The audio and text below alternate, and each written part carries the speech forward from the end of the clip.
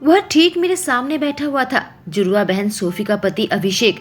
London की खूबसूरत सुबह थी। हम ब्रेकफास्ट कर रहे थे और मेरी नजर बार बार उसके जिस्म पर जा रही थी। कोई खाते वक्त इतना हैंडसम कैसे लग सकता है? तुम्हारे खूबसूरत दिमाग में क्या चल रहा है? अभिषेक ने कहा। तब मुझे होश आया कि मैं घूर घूर कर उसे देख रही थी। नहीं, कोई महत्वपूर्ण बात नहीं है, मैंने जवाब दिया। मैं जानना चाहता हूँ, बताओ। उसने कहा, मेरी बहन की मौत को अभी 1 ही महीना हुआ है, तो तुमने मुझसे शादी क्यों करी? जब तुम मेरी बहन से प्यार करते थे, किसी ऐसे का इंतजार क्यों नहीं किया जिससे तुम्हें दोबारा प्यार हो? मैंने पूछा। नजर उठाकर देखा तो उसका जबड़ा टाइट हो गया था। मैं कभी किसी का इंतजार नहीं करता और तुम्हें बता चुका हूँ, हमारी शादी बस एक डील मात्र है। मैं सोची, मैं ऐसा नहीं होने दूंगी। मुझे आजादी चाहिए जो मैं हासिल करके रहूंगी।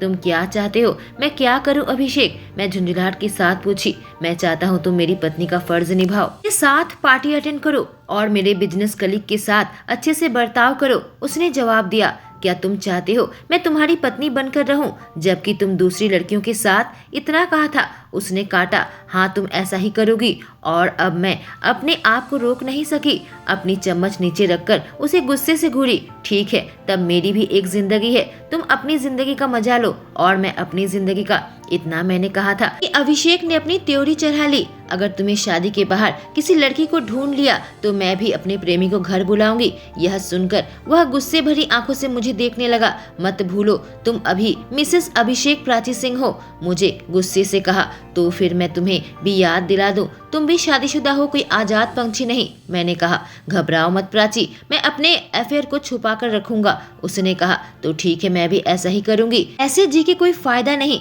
इसलिए हम अपनी जिंदगी का मजा उठाएंगे। मैंने कहा। मुझे ऐसी बात उससे नहीं करनी चाहिए थी जब मैं खुद ही वर्जिन हूँ, लेकिन उसके चेहरे के भाव को देखकर मुझे संतुष्टि हो रही थी। मुझे कातिलाना निगाहों से देखने लगा। वह उठ खड़ा हुआ और मेरी तरफ चलकर आया। मैं अपनी सीट में ऐसे बैठी हुई थी जैसे कि चिपक गई। वह मेरी ओर झुका, एक हाथ टेबल के ऊपर, दूसरे हाथ से मेरा चिबुक पकड़ा। हमारी आंखें एक बराबर थी। उसे देखकर मुझे घबराहट होने लगी। बेहद हैंडसम लग रहा था। मेरी बात सुनो मिसेस प्राची अभिषेक सिंह, तुम मेरी पत्नी हो। अगर तुम कुछ करोगी तो सिर्फ मेरे बारे में सोचोगी, बात करोगी तो सिर्फ मुझसे, मुस्कुराओगी तो मुझे देखकर, और सिर्फ मेरे आसपास ही रहोगी। जो मैं कहूँगा वह तुम करोगी। वह बोला। मैं तुम्हारी कोई गुलाम नहीं हूँ। मैं विरोध जताया, जैसे कि मेरी बातों को उसने सुना ही ना हो। बिल्कुल अनदेखा किया और आगे जारी रखा। अगर तुम बहुत ज्यादा जरूरत महसूस करो और किसी मर्द के पास सोना चाहो, फिक्र करने की जरूरत नहीं है। मेरे पास आ जाना, मैं वादा करता हूँ मैं तुम्हें दुनिया के सबसे अच्छा शारीरिक सुख दूंगा। इस काम में मैं बहुत ज्यादा अनुभवी हूँ। उसने कहा। जाहिल इंसान। मैं थप्पड़ मारकर उसका हाथ हटा दिया। वह खड़ा होकर ऊंचाई से मुझे देख रहा था। विश्वास करो मेरा प्राची, मैं तुमसे जो कुछ भी कहा है वह सही है। अगर मेरे खिलाफ जाकर मेरे पीठ में छोड़ा घोपा, मैं तुम्हारी जिंदगी को जला दूंगा। निर्दयी आवाज में कहा, जिससे मेरे रीढ़ की हड्डी में कपकपी होने लगी। हो गई तुम इतने, तुम्हें सब कुछ खेल लगता है ना? तुम्हें लगता है लोगों को अपने हिसाब से जीने का हक नहीं है क्या? तुम। उससे पहले कि मैं अपने वाक्य पूरे करती, उसके मुंह मेरे मुंह पर थे और बहुत तगड़ी तरीके से मुझे चूमने लगा। जितना मैं उसके खिलाफ लड़ रही थी, वह उतनी मजबूती से मुझे पकड़ लिया था। उसके होठों को काटने लगी, पर इससे वह नहीं रुका। आखिरकार उसने छोड़ा और मैं सांस लेने लगी। तुम एक डेविल हो अभिषेक सिंह, मैं तुमसे नफरत करती हूँ। मैं चीखी। जितनी नफरत करना है कर लो, इस जिंदगी में मेरे अलावा तुम्हें और कोई नहीं मिलेगा। वह मुस्कुराया और अपने हथेली के पीछे से होठों का खून को साफ किया। दरवाजे की ओर चला गया। अचानक से वह मुड़ गया और कहा, शाम 7 बजे तैयार रहना, मैं तुम्हें लेने आऊंगा। हम एक बिजनेस डिनर में जाना है, और अगर तब तक तैयार नहीं हुई तो तुम्हें उसका परिणाम मालूम है। फिर मुझ पर दोषारोपण मत करना। और उस धमकी के साथ वह चला गया। उसके जाने के बाद मैं बैठ गई और अब मेरी आंखों में आंसू टपकने लगे थे, जिससे मैं बहुत देर से रोक रखा था। सब दर्द और चोट को मैंने जाने दिया। मैंने अपने दिल को जाने के कब से दबा रखा था। कॉलेज के दिनों से ही मैं अभिषेक से प्यार करती थी, पर कभी किसी से कहने की हिम्मत नहीं कर पाई थी। और फिर मेरी आंखों के सामने उसकी शादी मेरी जुड़वा बहन से हो गई, जिससे मेरे दिल बुरी तरीके से टूट गया था। पर फिर भी किसी से नहीं कहा। मैं लोगों से दूर हो गई थी। और फिर 1 महीने पहले मेरी बहन सोफी की गाड़ी खाई में गिर गई और उसकी मौत हो गई। मुझे इस बात का अफसोस था कि मैं सोफी से अपनी दूरी बना ली थी, वह भी अभिषेक की वजह से। कहीं न कहीं मेरी वजह से ही उसे बद्दुआ लगी होगी और उसकी जान गई होगी, यह मुझे अंदर से खा रहा था। और फिर मेरी माँ ने जबरदस्ती मेरी शादी मेरे बहन के पति से करवा दी, बस कंपनी के शेयर की वजह से। मुझे क्या मिला? एक आदमी जो मेरी परवाह नहीं करता। यकीन है वो मुझसे कभी प्यार नहीं करेगा। जो इंसान मेरी चाहतों को स्वीकार नहीं करता। आखिर क्या पाप किया था मैंने जो मुझे यह सजा मिली? मैं गम के सागर में डूब गई थी। रोते रोते मेरे आंसू भी सूख गए थे। मेरी नजरें घड़ी पर पड़ गई। देखा तो 5:30 बज गए थे और मुझे अभिषेक की बात याद आ गई। मुझे किसी पार्टी में जाना है। धीरे धीरे मैं उठ गई, बाथरूम में गई और नहाने के बाद एक टॉवल लपेटकर आईने के सामने खड़ी थी। खुद से कहा कि मुझे अब वह डरपोक लड़की नहीं बनना, मुझे बहादुर और मजबूत बनना होगा। मुझे जीने के लिए अब संघर्ष करने की जरूरत है। अपनी आज़ादी नहीं खो सकती। जिंदगी भर मेरी माँ ने मुझ पर काबू किया था और अब मैं किसी को मुझ पर यह हुक्म चलाने नहीं दूंगी।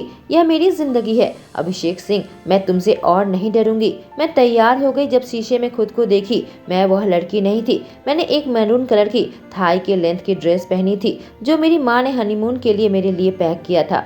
फिर मुझे लगा, गुस्से में मैं इस कपड़े को पहन लिया। यह मुझे नहीं पहनना चाहिए था। शायद मुझे यह कपड़ा बदल लेना चाहिए। मैं खुद से बात की, इसकी कोई जरूरत नहीं है। एक आवाज दरवाजे से आई।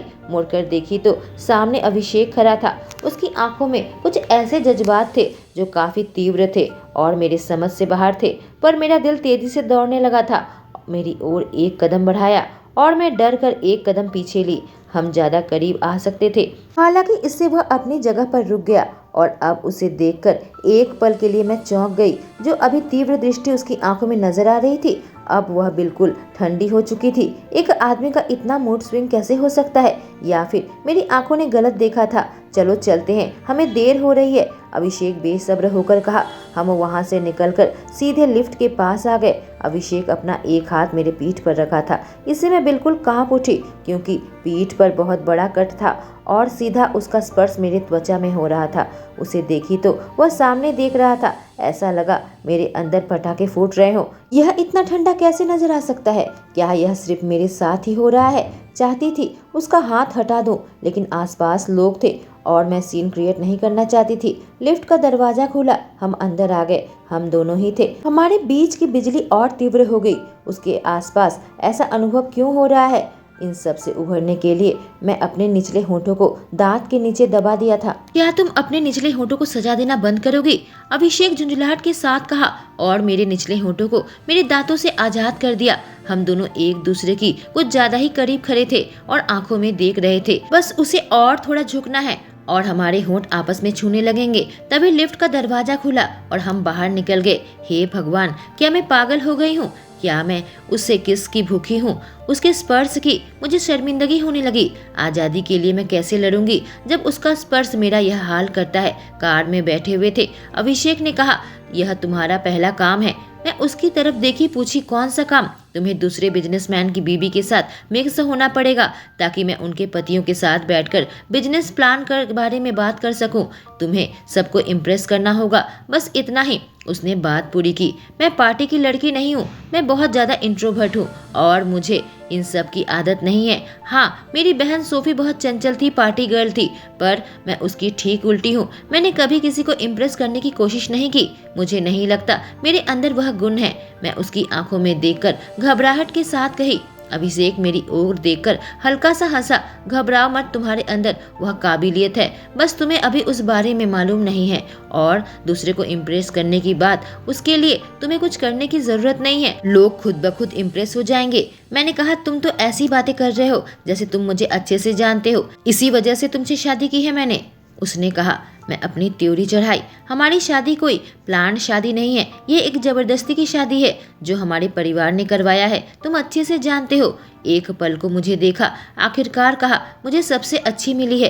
क्या तुमने कुछ कहा? मैं कंफ्यूज्ड होकर पूछी। नहीं, बस पार्टी में छा जाओ। उसने कहा। मैं खुद को जानती हूँ, मैं घबरा रही थी। पार्टी में पहुंचे और अभिषेक अपने बिजनेस कलीग्स के साथ बात कर रहा था जबकि मैं उनकी बीवियों के साथ थी। पर मैंने देखा उसकी नजर मुझ पर थी। मेरे अंदर कुछ होने लगा था। क्या तुम ठीक हो? ब्लश कर रही हो? किसी ने कहा। नहीं, शायद गर्मी से मेरा गाल लाल है, मैंने जवाब दिया। औरतें हंसने लगी। रूम में एयर कंडीशन है। नहीं, मेरा मतलब जब मैं घबरा जाती हूँ तो मेरा चेहरा गर्म हो जाता है। औरतें कहीं नहीं मिसेस सिंह झूठ कह रही है। उसके चेहरे की गर्मी की वजह सामने खड़ा है। वह अभिषेक की ओर इशारा करते हुए कही, हाँ, यह नई शादीशुदा जोड़ा एक दूसरे के प्यार में है। सब लोग हंसने लगे और मैं वहाँ से भाग जाना चाहती थी। मेरी कीमत पर यह लोग हंस रहे थे। अचानक बात करने के दौरान अभिषेक मेरे पास आ गया, अपना सर झुका के मुझे चूमने लगा। जब वह मुझसे दूर हटा, भीड़ फिर उल्लास कर रही थी। यह बहुत बुरा है। मैं शादीशुदा जोड़े को यहाँ पर रोक रखना, हमें इन्हें जल्दी से जाने देना चाहिए, उसके एक दोस्त ने कहा और सब लोग हंसने लगे। मैं ब्लश करने लगी। यह बहुत ही शर्मनाक है। जब डिनर हुआ, मैं कुछ खा नहीं पा रही थी। अभिषेक मुझसे डांस के लिए पूछा। मैं थकी हुई थी, फिर भी मान गई। 2 वजह थी। लोगों को दिखाना चाहती थी कि हम दोनों अच्छे कपल है, और दूसरा इन औरतों से बचना चाहती थी जो हमारी शादी में कुछ ज्यादा ही इंटरेस्ट ले रही थी। अभिषेक ने मुझे कुछ ज्यादा ही करीब खींच लिया और मैं खुद को रोक नहीं पा रही थी। चाहती थी हमारे बीच में थोड़ी दूरी रहे, क्योंकि फिलहाल हमारे शरीर एक दूसरे को छू रहे थे। उसकी सांसों को अपने गले में महसूस कर सकती थी। यह कितनी नशीली है। कब निकलने वाले हैं? मैंने पूछा। क्या थक गई हो? उसने पूछा और मैंने अपना सर हिलाया। ठीक है, हम 5-10 मिनट में यहाँ से निकल जाएंगे। बहुत हो गया। 10 मिनट में हमारी कार लंदन की गलियों में थी। अचानक से कार रुक गई। मैंने देखा तो यह अलग जगह थी। पूछी, हम कहाँ हैं? यह एक रेस्टोरेंट है, अभिषेक ने जवाब दिया और कार से बाहर निकलकर मेरे साइड का दरवाजा खोला। पर हम यहाँ पर क्यों हैं? मैंने पूछा। ताकि तुम्हें खिलाया जा सके, उसने जवाब दिया। मुझे खिलाया जा सके, पर क्यों? मैंने पूछा। हम एक डिनर पार्टी से बाहर आ रहे थे और मैंने देखा तुम कुछ भी नहीं खाई हो, वह बका। तो इसने इतनी छोटी सी बात पर ध्यान दिया। क्या सच में मुझे देख रहा था? एक पल को मेरा दिल धड़कना भूल गया। जब मैं घर पर आई, मैं बेहद थक चुकी थी। मुझे एहसास नहीं हुआ कि हम दोनों बेहद करीब खड़े थे, कि हमारा शरीर एक दूसरे को छू रहा था। जब तक मुझे एहसास हुआ, जल्दी से मैं पीछे कदम ली, लेकिन अपना बैलेंस खो बैठी। मैं अभिषेक के साथ सीधे बिस्तर पर गिरी और अब हम पहले से भी ज्यादा करीब थे। हमारी आंखें मिली और मेरा गाल शर्म से लाल हो गया। कहा, हटो, तुम बहुत भारी हो। वह हट गया और मुझे बैठने में मदद की। रात 12 बज चुके हैं, सो जाते हैं, मैंने कहा। हम दोनों अपनी अपनी साइड में आ गए और मैं फिर से तकिया का बॉर्डर बना दिया। अभिषेक मेरी ओर मुड़कर कहा, तुम्हारा यह बॉर्डर कितना मजबूत है। मैंने कहा, इसे पार करने की हिम्मत मत करना। उसने कहा, मैं अपने जुबान का पक्का हूँ, मैं इसे पार नहीं करूँगा। पर तुम्हारे बारे में क्या? उसने पूछा। खुद को ना इतना भाव मत दो, मैंने कहा। अगली सुबह जब तक मेरी नींद खुली, अभिषेक जा चुका था। शाम को मेरा फोन बजा तो डेविल का फोन था। 15 मिनट में तैयार हो जाओ, उसने कहा। क्यों? हमें कहीं जाना है। हाँ, लॉन्ग ड्राइव में, कहकर उसने फोन काट दिया। कहानी अभिषेक की जुबानी। 15 मिनट के बाद होटल वापस आया। मैंने पहले ही प्राची को कह रखा था कि तैयार हो जाए, पर जैसे ही कमरे के अंदर आया, वह मुझे कहीं भी नजर नहीं आई। एक पल को मेरा दिल धक से रह गया था। मैंने सोचा था वो तैयार हो गई होगी, पर आखिर वह कहाँ है? कहीं फिर से बाथरूम में सो तो नहीं गई, जैसे कि वह हनीमून की पहली रात में बाथरूम में सो गई थी और मुझे उसके ठंडी वजूद को उठाकर बिस्तर पर रखना पड़ा था। यह सोचकर मुझे कुछ होने लगा था। उसके जिस्म में कपड़े नहीं थे और मैं अपने हाथों से उसे सुखाया था। यह कितनी खूबसूरत है और मासूम भी, ना कि मेरी पहली पत्नी सोफी की तरह चालाक। पर हो सकता है यह मासूमियत उसकी एक एक्टिंग होगी। उस पर भरोसा नहीं कर सकता। मुझे अपने जंगली ख्यालों को रोकना होगा। ठीक जब मैं सोच रहा था कि बाथरूम में जाकर चेक करूं, अचानक से दरवाजा खुला और सामने का जो नजारा था उसे देखकर मैं अपनी जगह पर जम गया। सफेद टॉवल से लिपटकर वह बाहर निकली थी। मुझे ऐसा लगा कि लकवा मार गया हो। वह निगलने लगी। उसके चेहरे पर डर नजर आने लगा था। गाल बिल्कुल लाल हो गए थे। मुझे एहसास हुआ मेरे सीने में दिल बहुत तेजी से धड़क रहा है। तुम यहाँ क्या कर रहे हो? उसने फुसफुसाया। मैंने अपनी घड़ी देखी। कहा, तुमसे कहा था 15 मिनट में तैयार हो जाओ, और तुम? कहकर मैं चुप हो गया। मैं तुम्हारी गुलाम नहीं। अब बेशर्म की तरह यहाँ बैठे मत रहो, अपनी आंखें बंद करो, वह बोली। मैं उसकी ओर कदम बढ़ाने लगा। मेरी आंखें एक पल को भी उससे नहीं छोड़ा था। धीरे धीरे हमारे बीच की दूरी को मिटाने लगा और उसके एक कदम पास आकर खड़ा हो गया। मुझे एहसास हुआ बस उसके शरीर में एक ही टॉवल है। अंदर से आवाज आई, वहीं पर रुक जाओ। क्या तुम बाहर जाओगे ताकि मैं तैयार हो जाऊं? उसने पूछा। उम्मीद की किरण लेकर देखने लगी। क्यों? मैंने पूछा। अभी तो कह रही थी कि मेरी गुलाम नहीं हूँ, और अचानक से मैंने उसके टॉवल को पकड़ लिया। उसने तुरंत अपने हाथों से उसे थाम लिया ताकि बाहर ना निकल जाए। उसे पकड़कर मैं दीवार के साथ चिपका दिया। उसकी आंखें बड़ी बड़ी हो गई और मेरे अंदर ज्वाला भड़कने लगी। फिर से आवाज आ रही थी, शरीफ बनो, बताओ मैं क्यों बाहर जाऊं। मैं फुसफुसाया, मैं तुम्हारा पति हूँ। मेरा चेहरा उसके बेहद करीब था। मैं उसके चेहरे को देखने लगा। कितनी मासूम लग रही थी, पर यह मेहता परिवार से है और उसकी माँ बहनें बेहद चालाक है। मेरी पहली पत्नी दुनिया की सबसे अच्छी इंसान नहीं थी, तो फिर यह कैसे होगी? अगर सोफी से मेरी शादी पहले ना होकर इससे हुई होती तो क्या चीज अलग होती? क्या मैं इसके प्यार में गिरता? मैं उसे कसकर अपने बाहों में ले लिया था। वह मुझसे खुद को छुपाने की कोशिश करने लगी, लेकिन मैं उसे अपने करीब रखा। मेरा एक सदस्य उसके जिस्म से टकराया, जिससे वह कांप उठी, इस हद तक कि मुझे खुद पर गर्व महसूस होने लगा कि मैं इस पर ऐसा असर दिखाता हूँ। मैंने अपने एक हाथ से उसके बालों को कंधे के एक साइड में किया। अब इसका एक कंधा बिल्कुल खुला था। मुझे एहसास हो रहा था वो सांस के लिए तड़प रही है। मेरे एक स्पर्श से उसका यह हाल था। उसकी खुशबू पहले ही मुझे भर चुकी थी। मैं खुद पर से काबू खोने लगा। जो चीज उसके ऊपर एक अत्याचार होना चाहिए था, या फिर जो मैंने उसे चिढ़ाने के लिए किया था, वह अब मुझ पर ही अत्याचार करने लगा था। मैं खुद पर काबू करने की कोशिश की, किसी चीज से मेरा ध्यान भटकाने की कोशिश की, पर कोई भी चीज काम नहीं कर रहा था। जैसे कि मैं कोई रोबोट हूँ और रिमोट कंट्रोल से उस पर काबू किया जा रहा है। मैं बहुत प्यार से उसके कंधे को चूमने लगा। एक किस से कुछ नुकसान नहीं होगा, मैं खुद को समझा रहा था, पर मैं वहां नहीं रुका। जो एक किस होने वाला था, बहुत सारे हो गए। उसके शरीर के हर हिस्से को मसाज करने लगा जो मेरा हाथ ढूंढ सकते थे। मैं उसकी गर्दन तक पहुंच गया। मुझे शांति मिलने लगी जब मैं उसे चूमने लगा, ठीक उसके कानों के पीछे। मेरे हर एक स्पर्श और किस के साथ मैं अपने निशान छोड़ रहा था और मेरे अंदर सुख की लहरें दौड़ने लगी, जिससे मेरा सदस्य और कड़क हो गया। एक्साइटमेंट नई खोज कर रहा था। अभिषेक, तुम्हें रुकना होगा। मेरे अंदर से आवाज आई। उसकी त्वचा को अपने दांत के नीचे लिया और धीरे धीरे काटने लगा। बहुत जोर से नहीं कि दाग पड़ जाए, बल्कि उसकी मीठी सिसकी निकले। हे भगवान, मुझे उसकी सिसकी कितनी अच्छी क्यों लग रही है। उसे हाथ लगा रहा हूँ, मुझे रुकना होगा। मैंने उसका टॉवल लिया, उसके हाथों को पकड़कर उसे नीचे कर दिया। अभिषेक, यह मत करो, थोड़ी दूर हटा ताकि उसे अच्छे से देख सकूं। उफ, बहुत हॉट है। मैंने उसे अपने सीने के करीब खींचा, दुल्हन की तरह उसे उठाकर बिस्तर में ले जा सकूं, और फिर उसे बहुत ध्यान से बिस्तर में लेटा दिया। उसके ऊपर चढ़ गया, इतना ध्यानपूर्वक कि उसे कुचल ना दूं।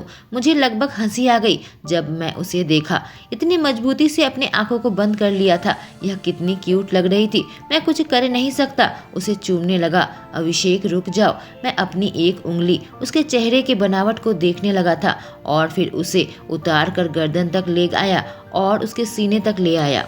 वह सिसकी ले रही थी, कराह रही थी। जिस पल मैं उसके शरीर को छू रहा था और यह मुझे न्योता दे रहा था कि मैं जंगली हो जाऊं और सुख के समुद्र में गोता लगाऊं, पर मेरे अंदर से आवाज मुझे यह करने से मना कर रही थी। अचानक मुझे अपनी मरी हुई पत्नी की याद आने लगी। मैं वहीं पर रुक गया, पर फिर अपने होंठ उसके गर्दन तक लेकर उसे हल्के हल्के चूमने लगा। सोफी का क्या?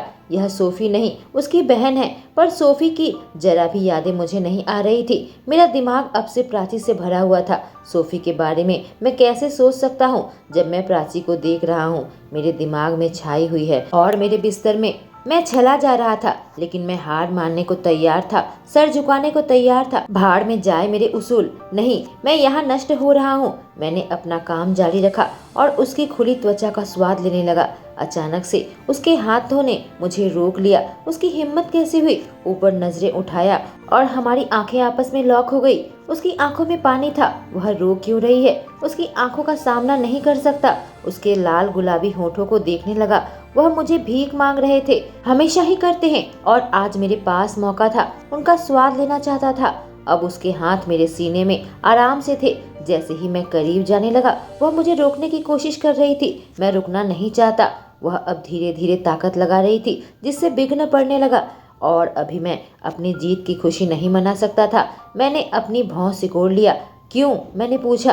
क्योंकि तुम मुझसे प्यार नहीं करते, तुम तो मुझे पसंद तक नहीं करते, उसने जवाब दिया। मेरी हड्डी तक चौंक उठी। मैं झुंझलाहट में था। मेरा सदस्य जागा हुआ था और यह आज रात मुझे रोकने की कोशिश कर रही है। प्राची, हम दोनों शादीशुदा है नहीं है क्या? मैंने सवाल पूछा और वक्त गंवाना नहीं चाहता था।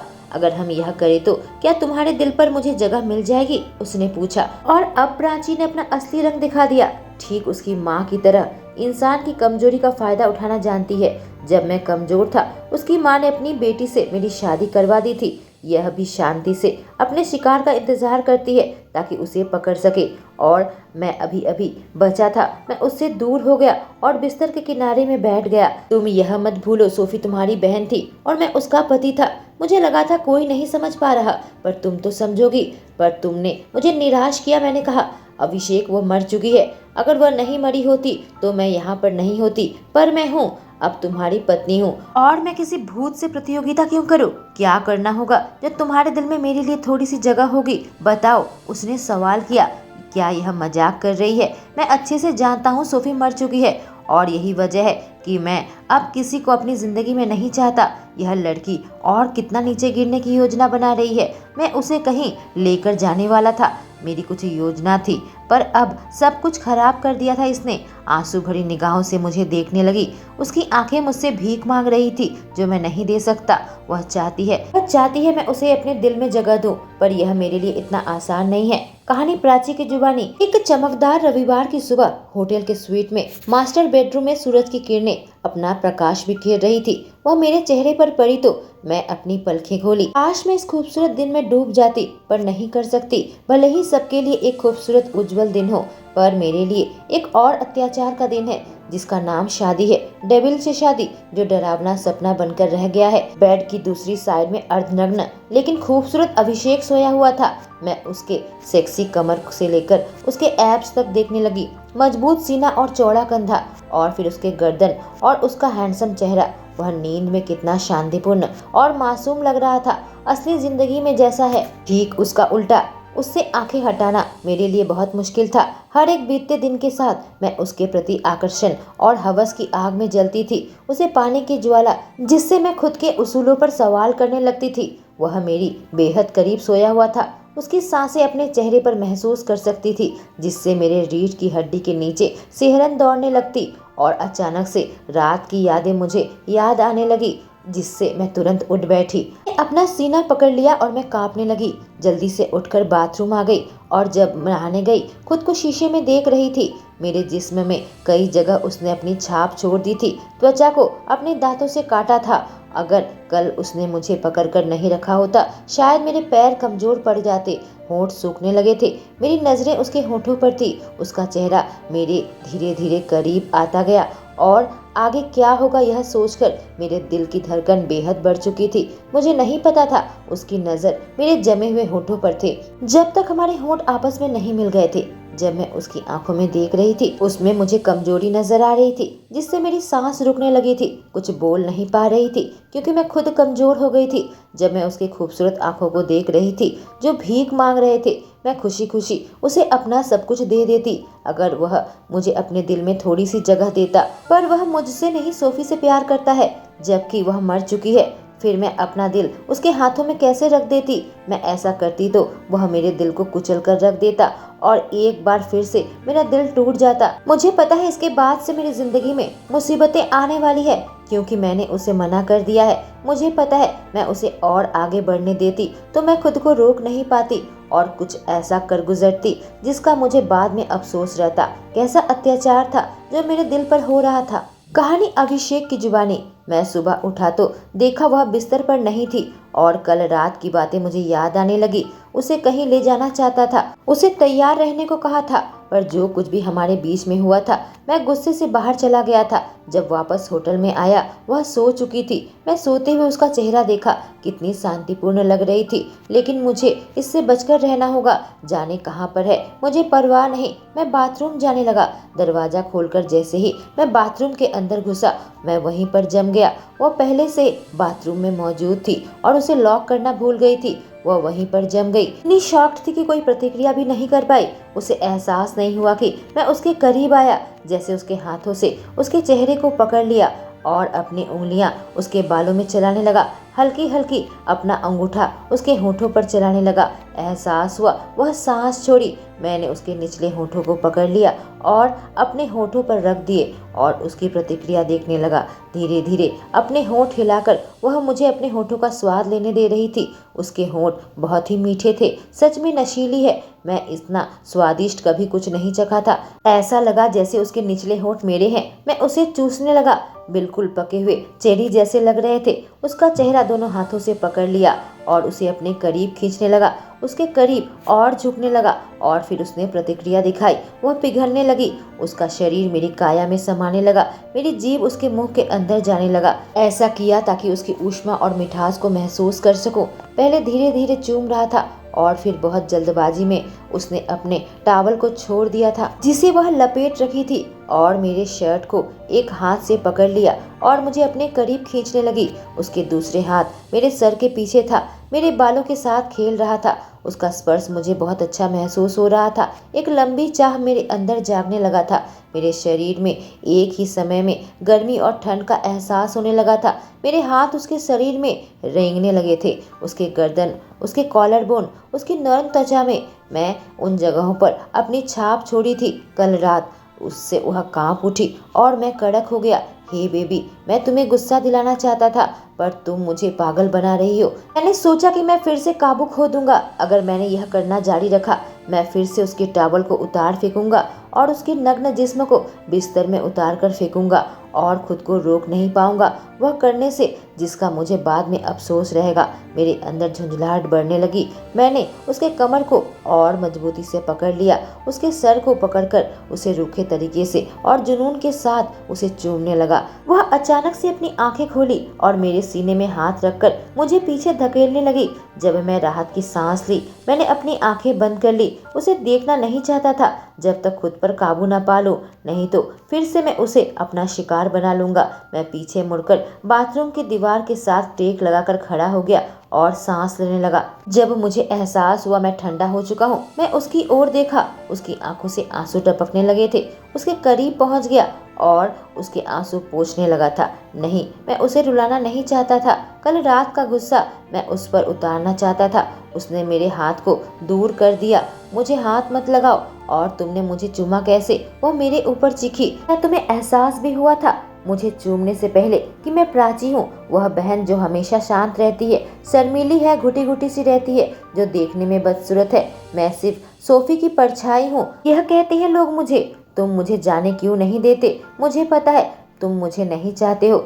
मैं तुम्हारी चॉइस कभी नहीं बन पाऊंगी, इसलिए मुझसे दूर रहो और मुझे जाने दो। वो रोती रोती कही, ये क्या कह रही है बदसूरत बहन? यह सुनकर मेरा दिल जलने लगा था। मुझे नहीं पता था उसके मन में इनसिक्योरिटी है। मैंने सांस छोड़ी, कहा प्राची तुम बदसूरत नहीं हो, तुम बेहद खूबसूरत हो। दोबारा से अपने आप को बदसूरत मत कहना। तुम्हें देखकर मैं खुद पर से काबू खो बैठता हूँ और अपने आप को रोक नहीं पाता। अपने सर को खुजाते हुए उससे कहा, पहले मुझे लगा था कि मैं इससे उभर जाऊंगा पर नहीं, खुद को रोक नहीं पा रहा। जब भी तुम मेरे सामने आती हो मुझे एहसास होता है मुझे तुम्हारा नशा हो गया है। यह सुनकर उसका चेहरा शर्म से गुलाबी हो गया था। उसे छुपाने की कोशिश कर रही थी। दोस्तों, पत्नी की मौत के बाद अभिषेक अपनी साली से शादी कर लेता है। जो शादी बस एक बिजनेस डील मात्र थी, जो आप इसके पहले भाग में सुन चुके हैं। अब आखिरी भाग में आपको पता चलेगा कि दोनों के बीच की दूरियां कभी मिट पाएंगी या नहीं, और क्या है सोफी की मौत का राज। जानने के लिए मेरे साथ बने रहें। Thank you.